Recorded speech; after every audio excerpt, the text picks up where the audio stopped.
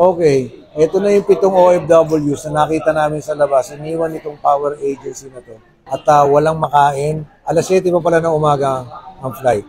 Doon sa mga react sa inyo, kung para saan yung aming mga biniling sasakyan kanina, ito, magagamit nila. Ayun bagong-bago na high ace.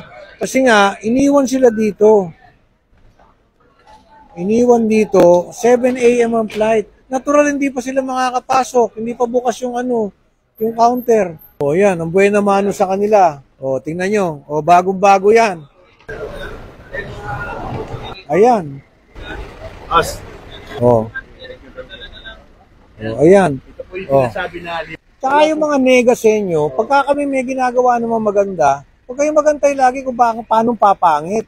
Trabaho na kami ng trabaho rito. Titirahin nyo pa ng mag-aantay kayo kung paano papangit yung proyektong ginagawa. Hindi kayo masyado maintindihan. Kanina, pinost ko, may sasakyan. Tinan nyo yung nakikinabang. Pagkain nito mga to, tinan mo, kung hindi namin inabot to, hanggang ngayon, nakaupo ito dyan sa labas. Di ba? Kaya lang, sa power agency, magpapaliwanag kayo.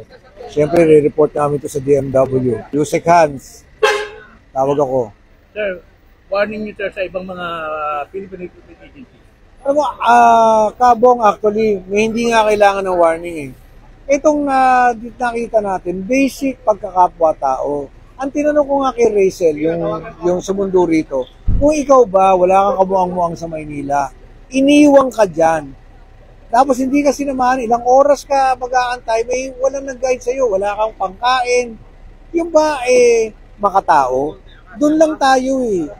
Doon lang tayo. Hindi na tayo kailangan magtakutan eh. Kung kayo matinong mga tao, matinong nila lang, hindi nyo gagawin yan. Ayan ingatan mo yung sasakyan ha. Ingatan mo yung sasakyan. Walang UP ito ha. Ikaw ang susunod kong hahabulin pag na-UP yan. Ang ganda, di ba? Brand new. Babay na. Yan. Ayan po yung mga kabayan natin. So ayun na sila, umalis na.